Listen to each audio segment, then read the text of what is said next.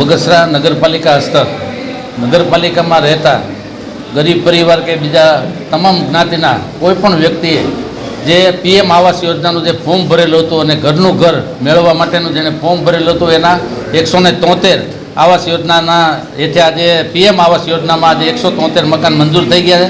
એનો આજે સર્ટિફિકેટ વિતરણનો કાર્યક્રમ બગસરા નગરપાલિકા મુકામે રાખેલો હતો. એમાં ઉપસ્થિત નગરપાલિકાના પ્રમુખ શ્રી એવી રીબડિયા, ઉપપ્રમુખ ભાવનાબેન, અમારા પાર્ટીના પ્રમુખ શ્રી ઘનશ્યામભાઈ, માજી પ્રમુખ કોટડિયા સાહેબ હાજરીમાં આ સર્ટિફિકેટ આપ્યા છે. મોદી સાહેબની જે યોજના છે આ કે ગરીબ પરિવારને ઘરનું ઘર મળી રહે અને એના પરિવાર સાથે શાંતિથી એના પરિવાર સાથે આ મકાનમાં રહે, આ યોજના સાકાર કરવા માટે નગરપાલિકાના પ્રમુખ એવી રીબડીએ ખૂબ પ્રયત્નો કરી અને અમારી સાથે જે મંજૂર કરાવ્યા છે આ મંજૂર કરેલા 173 મકાન લાભાર્થીઓને બોલાવી અને એનો એક સર્ટિફિકેટ વિતરણનો કાર્યક્રમ રાખ્યો હતો.